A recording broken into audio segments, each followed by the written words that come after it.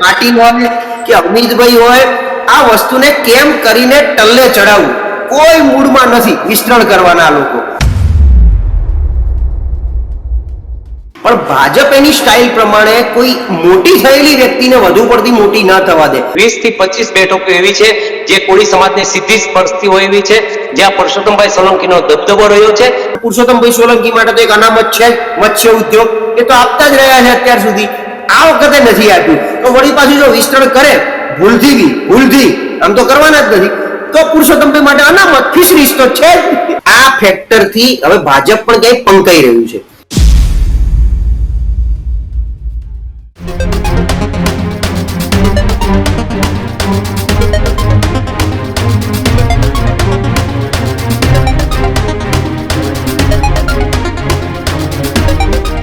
નમસ્કાર, વિશેષ રજૂઆત ગર્જનાત સાથે આપનું સ્વાગત છે.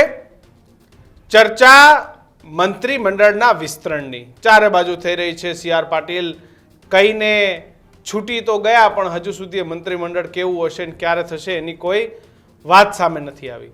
પરંતુ આ તમામની વચ્ચે કેન્દ્રીય ગૃહમંત્રી અને સહકારિતા મંત્રી અમિત શાહ એ પરિવાર સાથે મુંબઈના લાલબાગ રાજાના દર્શન કરવા ગયા હતા અને ત્યારબાદ જે ભાવનગરના પરસોત્તમ સોલંકી અને જે રાજુલા જાફરાબાદના ધારાસભ્ય હીરા સોલંકી આયોજિત જે ગણેશ ઉત્સવ અંધેરીમાં વર્ષોથી થાય છે, એ ગણેશ ઉત્સવના પણ દર્શન કરવા માટે અમિત શાહે પહોંચ્યા હતા. ત્યારે અમિતભાઈનું ત્યાં જવું, એમની સાથે એમની તસવીરો આવવી, પરસોત્તમ સોલંકી એ નાદુસ તબિયત હોવા છતાં પણ ત્યાં હાજર હતા. અમિત શાહ અને એમની સાથેની જે તસવીરો એ વાયરલ થઈ છે. એટલે ક્યાંક દીક્ષિત મંત્રીમંડળનું વિસ્તરણ થાય ન થાય, આ બધી બાબતો વચ્ચે અમિતભાઈનું લાલબાગ રાજા જવું અને ત્યાંથી અંધેરીમાં આ દર્શન કરવા એ ક્યાંક રાજનૈતિક મેસેજ, રાજનૈતિક સંદેશ છે એ સોલંકી બંધુઓ માટેનો સ્પષ્ટ છે. એના કરતા કિશન ઘટનાક્રમ એ છે કે તમે માની લો કે મંત્રીમંડળનું એક્સપાન્ડ છે તે નક્કી છે. આજ ને કાલ ને 2 મહિને 4 મહિને, પણ આ મિનિસ્ટ્રી ઉપર 2027 ચૂંટણી લડાશે નહીં, આ વાત ખૂબ નક્કી છે. ક્યારે બદલાશે, કોણ નવું આવશે, કોણ નહીં આવે, તે તો હવે ભવિષ્યમાં ખબર પડશે. પણ પાટીદારો બાદ સૌથી વધુ વોટ બેંક કોળી ઠાકોર સમાજની ગુજરાતમાં છે. એક રીતે જોવું તો એક સરખી વોટ બેંક છે કોળી ઠાકોર અને પાટીદારોની. અને અનેક એક્સપેરિમેન્ટ ભારતીય જનતા પાર્ટીએ કર્યા. મુકેશ પટેલને, જે કોળી પટેલ છે દક્ષિણ ગુજરાતથી, તેને મંત્રી બનાવવાનો પ્રયત્ન કર્યો કે ભાઈ કોળી સમુદાય કઈ રીતે ભાજપ સાથે વધુ જોડાય. કોંગ્રેસના એક સમયના દિગ્ગજ નેતા કુંવરજી બાવળિયાને પણ ભાજપમાં લઈને એવો પ્રયત્ન કર્યો કે કોળી સમાજ કઈ રીતે ભારતીય જનતા પાર્ટી સાથે જોડાય. ભાવનગરના નેતાને કેન્દ્રીય મંત્રી પણ બનાવ્યા. પરંતુ આજે પણ જે કોળી સમુદાય, જે ઠાકોર સમુદાયનો ઝુકાવ એ કોંગ્રેસ તરફ છે, તે ક્યાંક ને ક્યાંક ભાજપને ખબર છે કે આ ઝુકાવ હજુ પણ ભાજપ સાથે નથી. એક બાજુ ત્યાં માંધાતા ગ્રુપના વિપુલ સોલંકી અને તેની રાજુ સોલંકી અને તેની સાથે તેના પુત્ર બ્રિજરાજ સોલંકી તે આરપારની લડાઈમાં છે, તો સામે કુંવરજી બાવળિયાને સામે પણ તે સતત નિવેદનબાજી કરી રહ્યા છે. રાજુ સોલંકી અને તેના પુત્ર, તમે એક વસ્તુ જોઈ લો કે ભાવનગરમાં રાજુલામાં કઈ નથી બોલતા, પણ ભાવનગરથી લાંબા થઈને જસદણ બોલવા આવે ત્યારે એ એક સૌથી મોટો મેસેજ હતો કે તમામની વચ્ચે હીરા સોલંકી એકવાર 17માં હારી પણ ગયા. અને મેસેજ અમિતભાઈનો એ હતો કે કોળી સમાજના આજે પણ મોટા નેતા પરસોત્તમભાઈ છે, તેને અમે માનીએ છીએ, સ્વીકારીએ છીએ, ને એટલા જ માટે ના ફક્ત અમિત શાહ પણ તેની સાથે મહારાષ્ટ્રના ચીફ મિનિસ્ટર દેવેન્દ્ર ફડણવીસ પહોંચ્યા તો ખરા, પણ સાથે જ પરસોત્તમ સોલંકીના આશીર્વાદ પણ લીધા. આ જ મુદ્દે ચર્ચા કરવી છે કે ભલે મુંબઈમાં ધાર્મિક કાર્યક્રમો હોય, પણ આપણે ત્યાં હંમેશા ધાર્મિક સામાજિક કાર્યક્રમમાંથી રાજકીય મેસેજો પહોંચતા હોય છે. રાજકારણ માટે જ ઘણું બધું થતું હોય છે, કારણ કે અમદાવાદમાં અમિતભાઈ કલ અનેક ગણપતિ બાપાના જે પંડાલો હતા, સાર્વજનિક ગણપતિના દર્શન કર્યા, પણ મુંબઈ જઈને જે પરસોત્તમ સોલંકીના ખભે હાથ મૂક્યો એટલે એક વાત નક્કી છે, કા પરસોત્તમ ભાઈ કા હીરાભાઈ. આ જ મુદ્દા આજના ગર્જનાથમાં ચર્ચા કરવી છે. આપણી સાથે પ્રશાંત ગઢવી, રાજકીય વિશ્લેષક, વરિષ્ઠ પત્રકાર છે, તે જોડાઈ ગયેલા છે. તો તેની સાથે જ નીતિનભાઈ સોની, ભાવનગરના પત્રકાર, વર્ષોથી ભાવનગર અને તેની આસપાસનું પોલિટિક્સ કવર કર્યું છે. પ્રશાંતભાઈ, સૌથી પહેલો સવાલ, અમારી પૂર્વ ભૂમિકા આપે સાંભળી હશે, આખી ઘટનાક્રમ તમે જોઈ હશે, શું લાગે છે અમિત શાહનો આ મેસેજ, મંત્રીમંડળમાં એક્સપાન્શન, કઈ દિશામાં જુઓ છો તમે? પ્રશાંતભાઈ આ તસવીરો શું કહે છે? સૌથી પહેલું કે દેવેન્દ્ર ફડણવીસ દર વખતે ગણપતિ આયોજનમાં બહુ જ સક્રિય હોય છે અને એમને ત્યાં જ્યારે એમના ઘરે એક ગણેશનું સ્થાપન કરાવે ત્યારે પ્રધાનમંત્રીએ પણ એની મુલાકાત લીધેલી છે અને અમિતભાઈ લગભગ આ પ્રયત્ન કરે છે કે 10 દિવસમાં એકવાર મુંબઈ જઈ લાલબાગ રાજા અથવા તો દેવેન્દ્ર ફડણવીસના નિવાસ સ્થાન ઉપર ગણપતિ દર્શને જાય.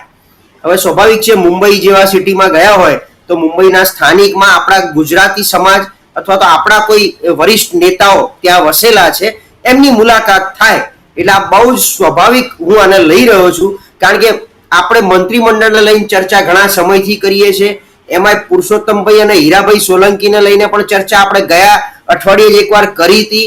હું બહુ સ્પષ્ટ છું, જો તમે જુઓ જેવું ગયા વખતે નક્કી થયું કે મંત્રીમંડળનું વિસ્તરણ ગમે ત્યારે થશે, એના બીજા જ દિવસથી ચાલુ થઈ ગયું 22 સપ્ટેમ્બર પહેલા નહીં થાય નવરાત્રીમાં.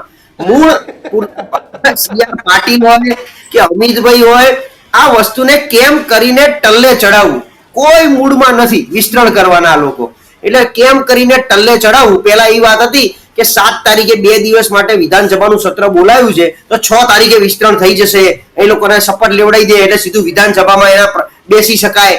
આ બધી વાતો, આ લોકોનો કોઈ મૂળ ગુજરાત ખાતે મને કોઈ દેખાતો નથી. અત્યારે આપણે બી આ વાત થઈ હતી કે અત્યારે શ્રાદ્ધ, પછી નવરાત્રી, વચ્ચે ઉપરાષ્ટ્રપતિની ચૂંટણી, ત્યારબાદ બિહારની ચૂંટણી, ત્યારબાદ દિવાળી, ત્યારબાદ આપણા કોર્પોરેશનની ચૂંટણી, કશું નથી.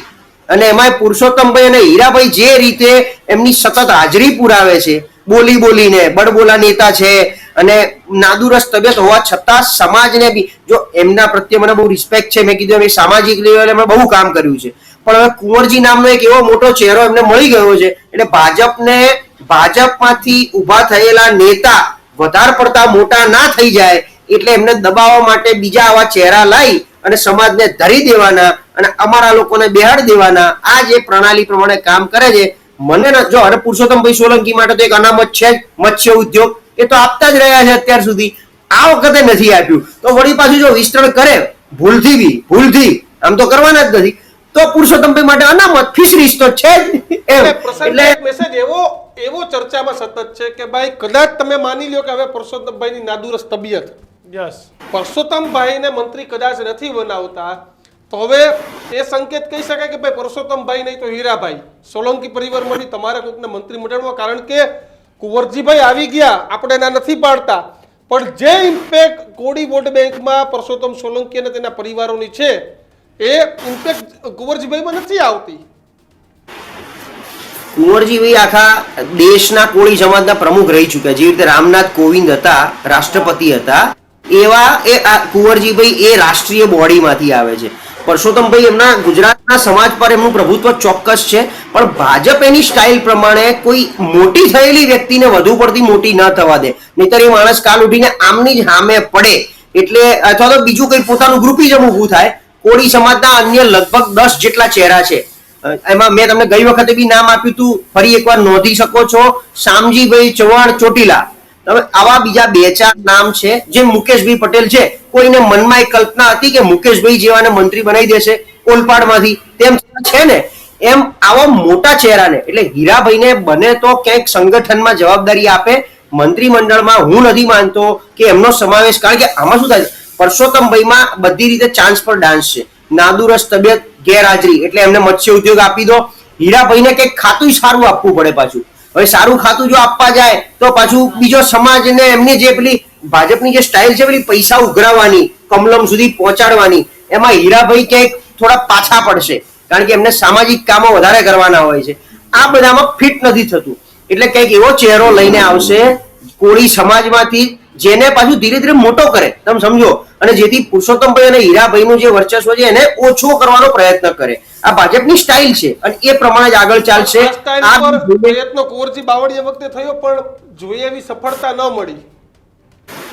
પ્રયત્ન ચોક્કસ થયો એસ્ટાબ્લિશમેન્ટ માટેનો પૂરો પ્રયત્ન થયો. અને સફળતા બી જોઈએ લેવલે મળી જ્યાં જ્યાં ભાજપને જોઈતી. તમે સમજો જે રાજકોટનો એક દબદબો હતો, રાજકોટ લોકસભાનો, રાજકોટ, જસદણ, વિંછિયા, અમરેલી, ગઢડા, લઈ આવીને સીમિત કરી દીધા કે ભાઈ તમે રાજકોટના બધું જોવો, રાજ્યની વાર્તા ભૂલી જાઓ. બિલકુલ બિલકુલ.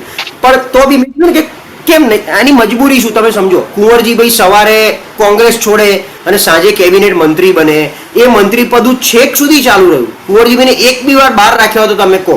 એટલે આ વસ્તુ એવી બતાવે છે ચોક્કસપણે કે હવે કુંવરજીભાઈ સેટ થઈ ગયા છે બધી રીતે. એટલે એમને બીજી અને એમના બીજા બધા ફાયદા પાર્ટી બહુ બધી અલગ અલગ રીતે લઈ રહી છે. હજી બી હું આમાં પુરુષોત્તમભાઈનો વિરોધ નથી કરતો, હીરાભાઈનો વિરોધ નથી કરતો, પણ એ બે ભાઈઓનું જે વર્ચસ્વ છે એ એટલું બધું વિશાળ થઈ જાય છે કે ક્યાંક ભાજપ દબાણમાં આવી જાય, અને ભાજપ એ દબાણ ઈચ્છતું નથી, અને એટલા માટે એ બેને બને એટલા થપ્પો રમાડી બીજી રીતે દૂર રાખશે. બિલકુલ. નીતિનભાઈ શું કહેશો? આમ તો ભાવનગર, મુંબઈ, રાજુલા કોળી સમાજની એટલી સીટો પર પ્રભુત્વ, પણ જામનગરના અને માફ કરશો ભાવનગરના સૂત્રો શું કહે છે? હીરાભાઈના, પરસોત્તમભાઈના સમર્થકોનું શું માનવું છે? આ વખતે પરસોત્તમભાઈ રિપીટ કે ચાન્સ હીરાભાઈને મળશે?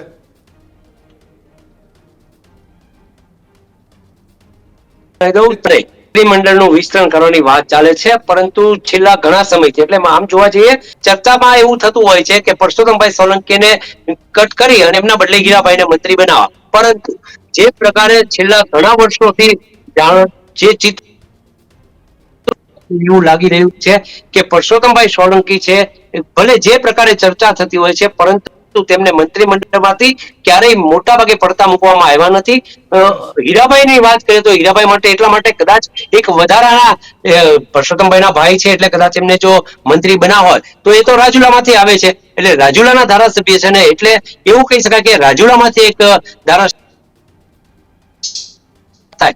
પરંતુ પરસોત્તમભાઈને મંત્રીમંડળમાંથી પડતા મૂકી ને હીરાભાઈને મંત્રી બનાવવામાં આવે એવું અત્યારે કોઈ લાગતું નથી. એટલે ત્યાં શું ચર્ચા છે? કારણ કે નાદુરસ્ત તબિયત ઘણા સમયથી છે. જોકે હીરાભાઈ ત્યાંના અમારા અમરેલીના રિપોર્ટરે વાત કરી ત્યારે કીધું કે ભાઈ છે ત્યાં સુધી હું નહીં, મારો પ્રશ્ન જ નથી. એવો મારો પ્રશ્ન નથી એવું સામેથી કહ્યું.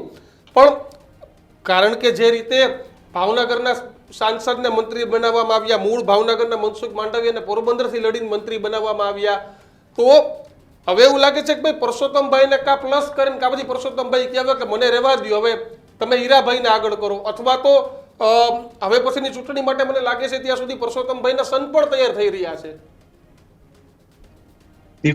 જી, પરસોત્તમભાઈ અત્યારે જે પ્રકારે મંત્રીમંડળમાં છે, એમની તબિયત નાદુરસ્ત છે, અનેક કાર્યક્રમો ત્યાં જઈ શકતા નથી. પરંતુ જે પ્રકારે કહી શકાય કે સમગ્ર સૌરાષ્ટ્ર, મોટા ભાગની જે સૌરાષ્ટ્રની બેઠકો, એમ તો ત્યાં સુધી કઈ 20 થી 25 બેઠકો એવી છે જે કોળી સમાજને સીધી સ્પર્શતી હોય એવી છે, જ્યાં પરસોત્તમભાઈ સોલંકીનો દબદબો રહ્યો છે. અને એના કારણે આમ તો જોવા જઈએ તો ભારતીય જનતા પાર્ટીએ કોંગ્રેસમાંથી પણ કેટલાક કોળી સમાજના આગેવાનોને ભાજપમાં લાવ્યા છે, એમને મોટા કરવા માટેની વાત કરી, એમને મંત્રીઓ બનાવ્યા. પરંતુ જે પ્રકારે પરસોત્તમભાઈનું જે સ્ટ્રેન્થ છે, એમનું જે વર્ચસ્વ છે, સમગ્ર સમાજની જે વાત હોય તો કોળી સમાજ માટે એમણે જે કામો કર્યા છે, સમાજના કામો કર્યા છે, સમાજની પડખે તેઓ ઉભા રહ્યા છે, અને એટલા માટે વધુમાં વધુ જે ચાન્સ છે એ પરસોત્તમભાઈ સોલંકીના જ હોઈ શકે એવું દેખાઈ રહ્યું છે. પ્રશાંતભાઈ, આ દિવ્યેશ સોલંકીની વાત આવી એટલે થઈ કે તમે જોવ છેલ્લે દિવ્યેશ સોલંકી એટલે પરસોત્તમભાઈના પુત્રના બર્થડેનું સેલિબ્રેશન થયું. યસ, તમે સીધી રીતે જો તો લોન્ચિંગ થયું, શક્તિ પ્રદર્શન, રાજકારણમાં લોન્ચિંગ. એવું લાગે છે આ ચર્ચા થઈ એટલે વાત થઈ કે પરસોત્તમભાઈ કદાચ હવે 2027 એવું પણ કહે કે ભાઈ મને નહીં પણ મારા પુત્રને આ ભાવનગર વાળી સીટ પરથી ચૂંટણી લડાવો. એ શક્યતાઓ ઘણી બધી. જો આપણે ક્યારના જે ચર્ચા કરી રહ્યા છીએ કે પુરુષોત્તમભાઈ નહીં તો એમના ભાઈ હીરાભાઈ, હવે ભારતીય જનતા પાર્ટી હંમેશા દેશવ્યાપી કોંગ્રેસને લઈને એક બહુ મોટો કોયડો વીંચે છે કે નેપોટિઝમ, પરિવારવાદ, હું નહીં તો મારો ભાઈ, હું નહીં મારી વાઈફ, એમ આ ફેક્ટરથી હવે ભાજપ પણ ક્યાંય પંકાઈ રહ્યું છે. અને જો તમે આ જે મજબૂરી ઊભી થાય તો પુરુષોત્તમભાઈ જો એમ કે હું નહીં તો, એટલે ત્યાંથી જ આ વસ્તુ ચાલુ થઈ જાય એમની નેગેટિવિટી. અને ભાજપ એક બહુ સિસ્ટમેટિકલી ચાલે છે, કેડર બેઝ છે. હજી કોંગ્રેસમાં તમે કીધું આ બધું ચલણ ચાલ્યું ગયું, ચાલતું આવશે અને ચાલશે. ભાજપમાં આ વસ્તુ નથી ચાલતી, અને એટલા માટે જ ભાજપ કેવી રીતે એને ધીમે કરીને પેલું નથી કે ટાટા પાણીએ ખ કાઢી નાખવી હોય તો શું કરવું જોઈએ, એને ઉભા કરો. એના ઓપ્શન ઊભા કરો, બને એટલું એનું વર્ચસ્વ ઓછું કરો. એટલા માટે પુરુષોત્તમભાઈને અત્યાર સુધી જો એક તો મત્સ્ય ઉદ્યોગ સતત આપી અને બીજી કોઈ જગ્યાએ એમને ઘૂસવા ના દે, એટલે હીરાભાઈ જેવા પણ બાજુ પર રહેવું પડે. હવે બેમાંથી કોઈ એક ભાઈને મંત્રી બનાવવા તો ઓલરેડી કોળી સમાજમાંથી મુકેશભાઈ અને આ બે છે કુંવરજીભાઈ વત્તા ભાવનગરના સાંસદ બેન, તમે જુઓ તો એક સમય ભાજપને પણ રાષ્ટ્રીય સંગઠનમાં સ્થાન આપ્યું હતું હમણાં. એટલે આ રીતે ધીમે ધીમે ઓપ્શનો ઊભા કરી દીધા છે અને એ લોકોએ ધીમે ધીમે સમાજ પર પકડ પણ લેવાનું ચાલુ કર્યું છે. અને આ લોકો અન્ય ઓપ્શન પણ ઊભો કર્યો અમરીશ ડેર, પણ એમાં કંઈ જ ના થયું. એટલે અમરીશભાઈમાં અગેન કે આવતી વખતે જો પુરુષોત્તમભાઈ ટિકિટ માટે આગી પાછી કરે તો હીરાભાઈને એમની જગ્યાએથી રાજુલાથી અમરીશભાઈ આ રીતે ઇક્વેશન ગોઠવવાનો પ્રયત્ન પણ થઈ રહ્યો છે. એટલે મેં જ કીધું ને કે બધું ધીરે ધીરે, અને હીરાભાઈ માટે અત્યારે કદાચ એવું થાય કે ભાઈ આ ટર્મ હવે કાઢી જાઓ, અત્યારથી પુરુષોત્તમભાઈને રાખ્યા છે, નવી ટર્મમાં આપણે વિચારશું 27માં, એટલે હીરાભાઈની એક ટિકિટ તો સિક્યોર થઈ જાય કે ભાઈ 27માં લડાઈશું અને જીતશું અને સરકાર બેસશે તો આપણે એ વખતે કંઈક વિચાર કરશું. આવું કંઈક ગાજર આપીને હમણાં શાંત પાડશે મને લાગે છે. બીજું કંઈ જ આમાં આ વખતના મંત્રીમંડળમાં બેમાંથી કદાચ એવું થાય કે પુરુષોત્તમભાઈને સામેથી કહી દેવામાં આવે હવે તમે આરામ કરો, જે રીતે આપણે અત્યારે એમના દ્રશ્યો જોઈ રહ્યા છે, તો અત્યારે હીરાભાઈનો સમાવેશ કરવો એવું જરૂરી પણ નથી. આવું કંઈક રમત રમી અને ભાજપ આ બે ભાઈઓને થોડા ઘણા દૂર કરવાનો પ્રયત્ન કરી રહ્યું છે. પણ મોટા ભાઈ આજથી ગુજરાત આવી ગયા છે, જો કે ગઈકાલ શાંતિ આજે ગુજરાતમાં છે. આ નામની પૂછતા કહું ઘણા ધારાસભ્યોના ફોન આવે ને કે ભાઈ આજ નક્કી છે, નંબર 1 2 નું લિસ્ટ રેડી થઈ ગયું છે, અમિતભાઈ આજ આવીને નક્કી કરી દેશે. એટલે ખરેખર આ બધું જેલા ભાજપના કાર્યકર્તા હોય નેતા હોય આવી વાત કરતા હોય કે ભાઈ આ અમિતભાઈ આવીને લિસ્ટ રેડી, એટલે ખરેખર આમ લિસ્ટ રેડી થઈ જતું હોય પ્રશાંતભાઈ? ના ના, લિસ્ટ તો આ લોકો કોઈને આવી રીતે ખબર ના પડે, કોઈ ચર્ચાય ના હોય, ઉપરથી સીધું બંધ કવરમાં જેમ આવતા હોય છે નામ, એમ નરેન્દ્રભાઈએ ક્યાંક નક્કી કરી રાખ્યું હોય કે વિસ્તરણ કરવું છે તો એમની રીતે એમના નામે વિચારી રાખ્યા હોય, એમની રીતે તારીખે વિચારી રાખી હોય કે ભાઈ કઈ તારીખે કરવું છે. આ તો બધું શું છે અંદર અંદરની વાતોથી થોડો માહોલ બને, પાર્ટીના કાર્યકરો, પાર્ટીના ધારાસભ્યો અને અમુક નનામો પત્રો જે અત્યારે ફેશન ચાલી છે આ બધું લખીને એક માહોલ બને અને પાર્ટીના મોવડી મંડળો સુધી વાત પહોંચાડે છે કે ભાઈ આવું આવું નીચે ચાલે છે, તો એમાંથી કદાચ એકાદ બે નામ પ્લસ માઇનસ કરે એવો માહોલ બનાવવાનો પ્રયત્ન થઈ રહ્યો છે. બાકી અત્યાર સુધી માનો કે ના આપણે બે સેકન્ડ માટે વિચાર લો કે પુરુષોત્તમભાઈ કે હીરાભાઈનો નંબર ક્યાંય લાગતો નથી તો શું થશે? એ બળવો કરશે, એ કોંગ્રેસમાં જતા રહેશે, કોળી સમાજને ઉભા કરશે, 27ની ચૂંટણીમાં હામું મતદાન કરશે. આ બધા સંભવિત કશું છે જ નહીં. એટલા માટે બધા નરેન્દ્ર મોદીના દબાણમાં છે, કારણ કે છેલ્લે તો મોદી સાહેબના નામથી વોટ લે છે આખું ગુજરાતમાં, મોદી સાહેબ પોતે વોટ એમના નામે લે છે અને બધા સમાજને એ જ રીતે ફેરવી રહ્યા છે. એટલે આમાં કઈ થાય એવું નથી. મેં ના કીધું હું તો હવે આ ચર્ચા આ તો આપણે બધા આ શું કહેવાય ફ્રેમમાં રહેવું પડે છે, બાકી આ ચર્ચાનો મતલબ હું તો માનતો નથી હવે, કારણ કે બધા ખાલી નરેન્દ્રભાઈ જાણે, ખાલી અમિતભાઈ જાણે, બીજા કોઈનું ઉપજવાનું નથી. કોઈ માયનો લાલ, કોઈ ધારાસભ્ય, કોઈ સંગઠનનો માણસ અત્યારે આપણી ડિબેટમાં આવી અને કહી દે આ તારીખે વાત થઈ ગઈ છે નરેન્દ્રભાઈ સાથે, કોઈ ના કહી શકે અને આટલા જણનું કરવાનું છે સાહેબ, બીજું કોઈ આપે કે ના આપે એ દિવસથી હું ટીવીમાં દેખવાનું બંધ કરી દઈશ, ગેરંટી સાથે કહું છું, ગેરંટી સાથે. પ્રશાંત ગઢવી રાજકીય વિશ્લેષક મટી જવા તૈયાર છે. પણ તમે તો એવો દાવો કરો છો કે દશેરા સુધીમાં ઘોડા દોડશે નહીં. એમણે જ કહી દીધું ને, હમણાં જ આવ્યું હતું કે નવરાત્રી સુધી વિસ્તરણ થવાનું નથી. નહીં તો પહેલા તો એના અઠવાડિયામાં થઈ જશે, 2 દિવસમાં થઈ જશે. મોદી સાહેબ ગયા છે હમણાં આટલો મોટો રોડ શો કરીને ગયા, 2 દિવસમાં થઈ જશે, 4 દિવસમાં. અને બીજી વાત, આ શું માંડ્યું છે, આજે થાય કાલે થાય. સાહેબ તમે અમારી સાથે નહીં, તમારા ને તમારા પરિવારના સભ્યો એવા કેવા કાર્ય કરો, દેવ દુર્લભ કાર્યકરોનું અપમાન કરો છો. શરમ રાખો, થોડી શરમ રાખો. આ રીતે બે માણસે ભેગા થઈ અને આખી પાર્ટીને તમે મન ફાવે એમ નચાવો છો. આ ધંધા બંધ કરો. બાકી ખબર નથી, કાર્યકરો અંદરથી બહુ મૂંઝાણા છે અને આ મૂંઝાયેલો માયલો કાર્યકર ગમે તે હદે જઈ શકે છે. આ તો એમનું શાણ પણ છે, એમનું ડાહ પણ છે. બિચારા અટકી રહ્યા છે, અળગી રહ્યા છે, વળી રહ્યા છે, તમારી જોડે વળગી રહ્યા છે. બાકી આ કાર્યકરો એકય રાજી નથી. 80% પ્રસન્નભાઈ, આ પાટીલ સાહેબ આવી ધારાસભ્યોની બેઠકમાં 160 ધારાસભ્યો હતા, એની હાજરીમાં એવું ક્યાં કહેવાનું હતું કે ભાઈ ટૂંક સમયમાં પેલા બિચારા તો બધા સપના જોતા હતા કે આવશે ત્યારે આવશે, આવશે ત્યારે આવશે. આમને સપના બધું સાકાર કરાવ્યા, હવે આવવાના જ છે એમ. મને ચોક્કસ યાદ છે કે આવી 5મી પ્રેસ કોન્ફરન્સ હતી પાટીલ સાહેબની, પહેલી બીજી નહીં. પહેલી વારમાં 2 વાર સ્ટેજ ઉપરથી ગમે ત્યારે નવા પ્રમુખ મળશે, હવે ગમે ત્યારે મારી વિદાય નિશ્ચિત છે, આમ છે, આવું બોલ્યા હતા. અત્યારે બી માત્ર માહોલને શાંત કરવા માટે CR પાટીલે આવું કહી દીધું એટલે તમે જો ધારાસભ્યોના સ્ટેટમેન્ટ આવવાના ચાલુ થયા. દર્શિતાબેન બોલ્યા, બીજું કોઈક બોલ્યું, અને આ બધું એક માહોલને શાંત પાડવા માટે. અને કરવું હોય તમારે કરવું જ છે તો રાખવાની જુઓ છો, કરી નાખો ને. તાતી જરૂર જેટલી તમને છે, જેટલી જનતાને એટલી તમને છે, તો કેમ આ બધું વિચારોના વમળમાં મભમમાં અને આ બધું કરીને મળે છે શું?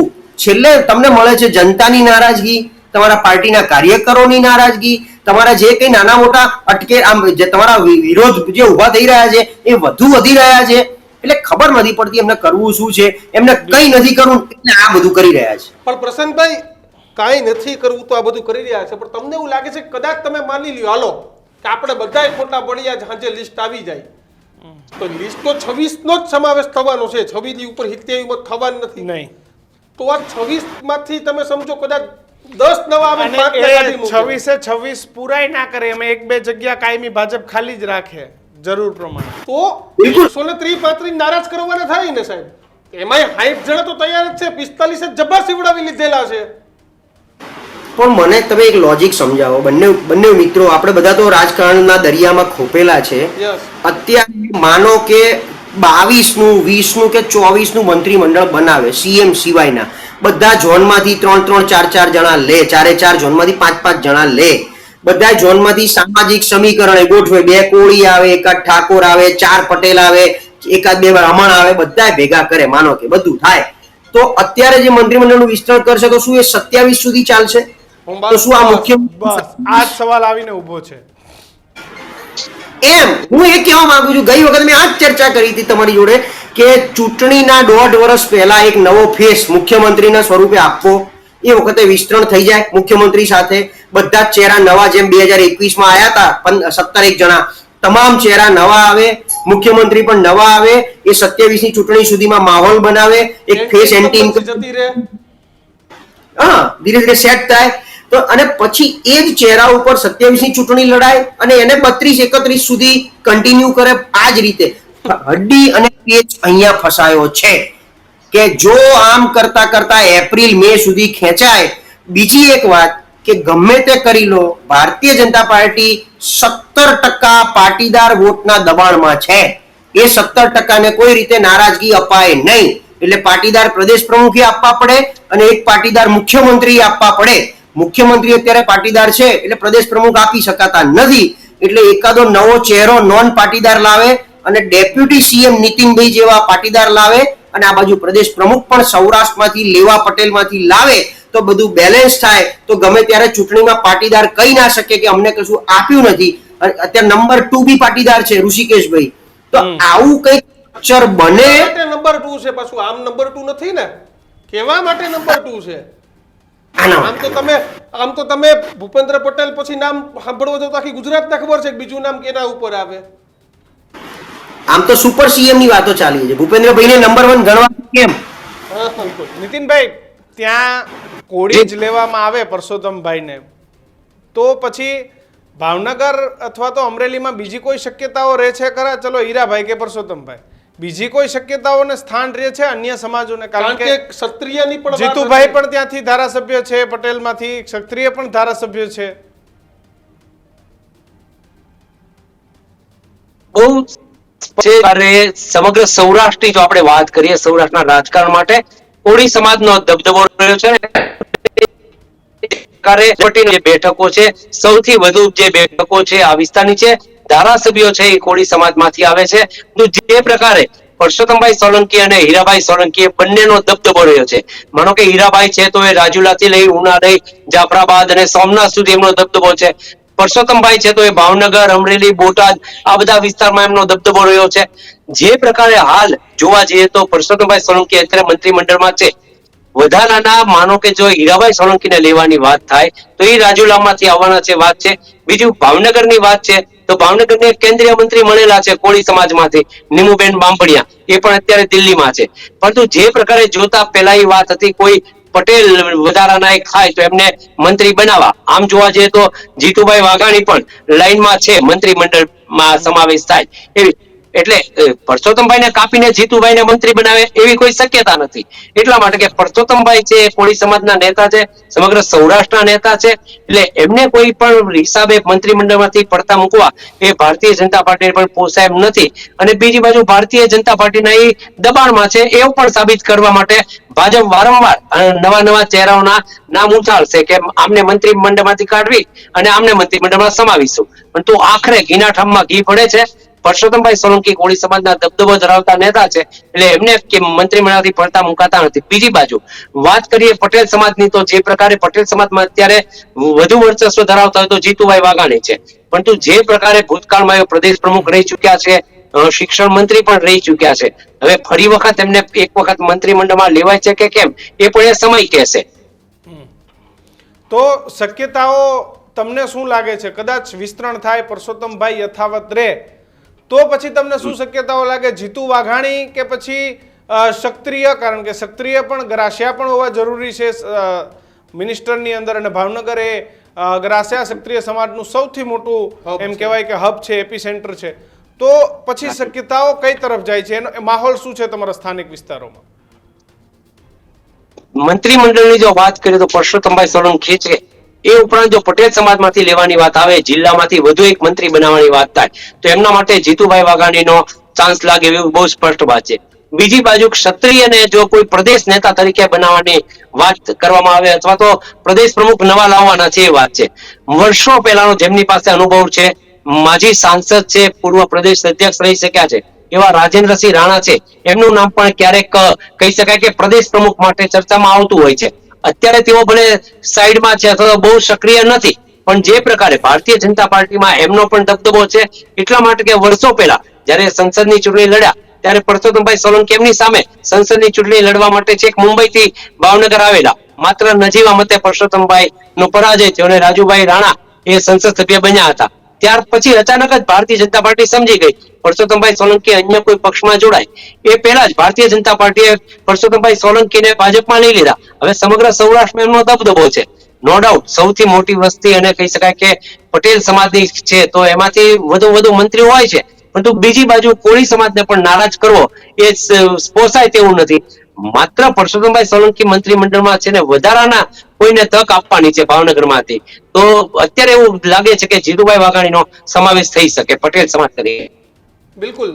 આ તો પ્રશાંતભાઈ, નીતિનભાઈ આપણે વાત કરી, તમે કીધું એમ કે આપણે વાત કરીએ છીએ, ક્યારેક એવું થાય કે મતલબ વગરની વાત છે, કારણ કે ક્યારે આ વિસ્તરણ થઈ જશે ત્યારે ખબર નહીં પડે. વિજયભાઈની મને યાદ છે કે ઈ કવરેજમાં હું હતો કે સરદાર ધામના કાર્યક્રમમાં વિજયભાઈ ત્યાં હાજર હતા અને ત્યાંથી તરત 15 મિનિટ પછી એવા સમાચાર આવે કે રાજપાલને મળવા જાય છે, ત્યાં તો કન્ફર્મ થઈ જાય. પ્રશાંતભાઈ, ફાઇનલ કોમેન્ટ પછી આપણે પ્રશાંતભાઈ, આનંદીબેનનું રાજીનામું તો ફેસબુક ઉપર કદાચ આપણે બધાએ જોયું હતું ને? ફેસબુક ઉપર આપણે બેનનું રાજીનામું જોયું હતું. માનવાય તૈયાર આપણે તો પહેલી વાર કે હેક કરી લીધું હશે, કામ હશે, તેમ હશે. આનંદીબેનને રાજીનામું અપાવવાનું હતું એવું એક પ્લાન ઘડવામાં આવ્યો. એટલે મોદી સાહેબે 75 વર્ષની પ્રણાલીની વાત કરી કે આપણે પોલિસી બનાવીએ છીએ 75 વર્ષ ભારતીય જનતા પાર્ટીમાં નિવૃત્ત થવાનું. એટલે આનંદીબેને એના નામે રાજીનામું ફેસબુક ઉપર મૂક્યું હતું. પછી હવે અત્યારે થોડાક સમય પહેલા મોહન ભાગવતજીએ એક સભામાં એવું કીધું કે 75 વર્ષે બીજા કોઈની ખબર નથી, હું રિટાયર થઈ જઈશ. અને ગઈકાલના ન્યૂઝપેપર એમણે કીધું, મેં એવું નતું કીધું એમ. એટલે અભી બોલા અભી ફોક. વિજયભાઈને એટલે મૂળ અત્યારે ભૂપેન્દ્રભાઈને બી કે જ્યારે બનાવવામાં આવ્યા હોય એ પછી કહી દેવામાં આવ્યું હોય કે અમે જ્યારે ઈચ્છીએ ત્યારે બેસાડશું, અમે જ્યારે ઈચ્છીએ ત્યારે ઉતાર દઈશું. એટલે ઉતારવાની તારીખ પણ આમની નક્કી જ હોય. એટલે જે રીતે નક્કી કરવામાં આવશે આમને પણ આ જ રીતે ભૂપેન્દ્રભાઈને પણ કોઈક દિવસ કોઈક સભામાં ક્યાંક કાર્યક્રમમાં હશે ને તમે કવરેજમાં બેઠા હશો આ જ રીતે, અને એમાંથી સીધા રાજ્યપાલ પાસે જશે. એ વાતમાં સહેજ બી મૂંઝા એટલે આશ્ચર્ય પામવું નહીં. એટલે આ બધી વધઘટ જે છે માત્ર વિશાળ, હું કાંઈ શબ્દ વાપરું છું કે ભારતીય જનતા પાર્ટી બે વ્યક્તિઓના વિશાળ મહાકાય એવા ગઠબંધન આનાથી બનેલું છે. પેલું મોવડી મંડળ, બે વ્યક્તિઓથી બનેલું મોવડી મંડળ છે. એ બે વ્યક્તિઓ અત્યારે અલગ પ્રાયોરિટી ઉપર ચાલે છે, કારણ કે બિહારની ચૂંટણી એમની પ્રાયોરિટી છે, ગમે એમ કરીને જીતવું છે. આ બાજુ ઉપરાષ્ટ્રપતિની ચૂંટણી તરત જ આવવાની છે. એટલે બહુ બધું અલગ અલગ વસ્તુઓ ચાલે છે. ગુજરાત કોઈ પણ રીતે પોલિટિકલી અફેક્ટ થયું નથી, કોઈ પણ રીતે. આજે મારા મિત્ર ભાવનગરથી જોડાણા છે. ભાવનગર કોર્પોરેશન અને જિલ્લામાં રોડ રસ્તાની હાલત બિસ્માર હશે, ખરાબ હશે. હા, એક રોડ બહુ સરસ બનાવ્યો છે, ભાવનગરથી દીવ તરફ જતો નવો હાઈવે જે બન્યો છે, બહુ એટલે અમુક વિકાસના કામ આપણે સ્વીકારવા પડે, માથે પણ ચડાવવા. પણ એ જ રીતે બેઝિક પ્રાથમિક સુવિધાના રોડ રસ્તાના કામ માટે જનતા ખૂબ નારાજગીથી ચાલી રહી છે. પણ એ જ જનતા હમણાં ડિસેમ્બરમાં કોર્પોરેશનની ચૂંટણીમાં ટોપલા ભરી ભરીને મત આપવાની છે અને ભાજપના મેયરોને બેહાડવાની છે. એટલે આપણે બધા આ રીતે ચર્ચા કરતા રહીશું અને ભાજપ સત્તા ભોગવતું રહેશે. કારણ કે મને જનતા એટલે કે આમાં કોઈ એવું નથી, જનતા પર ભરોસો છે. કારણ કે જનતા એમને જેની પર ભરોસો છે એને ચૂંટીને લાવવાની છે. બિલકુલ. નીતિનભાઈ, પ્રશાંતભાઈ, બંનેનો આભાર અમારી સાથે જોડાયા, ચર્ચા કરી અને લોકો સુધી વાત પહોંચાડી. પણ મને હંમેશા હું કાયમના માટે એક્સપાન્ડની વાત આવે એટલે એક વાત કરતો આવું છું કે 3 જ લોકોને ખબર હોય. આવા મને એક ભાજપના ધારાસભ્યએ કીધું હતું કે એક અમિતભાઈને ખબર હોય, મોદી સાહેબને ખબર હોય, ત્રીજા ભગવાનને ખબર હોય. આ 3 લોકોને ખબર હોય. તમને ખબર હોય તો પાછું તમે કમેન્ટ અમને કહેજો કે ભાઈ અમને ખબર છે, પણ અમને નથી ખબર કે આ 3 સિવાય ચોથા કોઈ વ્યક્તિ. કારણ કે જો પાટીલ સાહેબ કહી ગયા ખૂબ જલ્દી, એને હવે અઠવાડિયું પૂરું આ વીકેન્ડ આવી ગયું. મતલબ એ અઠવાડિયું ન કહી અને શકાય. એને તો એ આપણે પત્રકારોએ ને મીડિયા એને ભાજપના નેતાઓએ કોઈને કીધું હોય ને એ રીતે આપણે માની ચાલતા હતા. પણ એમને કીધું ખૂબ જલ્દી અને નસીબદાર, એમનો શબ્દ હતો નસીબદાર. એટલે કોણ આ નસીબદારો છે? એટલે ઘણા બધા ધારાસભ્યો જ્યોતિષો પાસે પહોંચી ગયા છે કે અમારા નસીબ જોઈ લ્યો, જરાક અમારા હાથે જોઈ લ્યો. તમને શું લાગે છે તમારા કયા વિસ્તારના નસીબદાર ધારાસભ્યો છે કે જેને ખરેખર મંત્રીમંડળમાં પહોંચી અને પોતાનો નહીં પણ ગુજરાતની જનતાનો, તમારા ગામનો, તમારા વિસ્તારનો, ગુજરાતનો વિકાસ કરે એવા કયા ધારાસભ્યો છે જે તમને ખબર હોય તો અમારું digital platform newsroom Gujarat YouTube પર જાઓ, ફેસબુક પર જાઓ, ટ્વિટર પર જાઓ, ત્યાં કોમેન્ટમાં જણાવો. અમે નામને પણ પ્રાધાન્ય આપીશું. જો તમે ટેલિવિઝન પર જોઈ રહ્યા છો તો અમારી ચેનલને સબસ્ક્રાઇબ કરો, અને જો તમે ડિજિટલ માધ્યમમાં જોઈ રહ્યા હોય તો TTPL પર 285 નંબર પર ન્યૂઝરૂમ ગુજરાત આવી રહી છે, ત્યાં પણ અમને એટલો જ પ્રેમ આપો, અમારી સાથે જોડાતા રહો. બસ અત્યારે આટલું જ, અને વધુ સમાચાર માટે જોતા રહો ન્યૂઝરૂમ. તમને આપશો રજા. નમસ્કાર.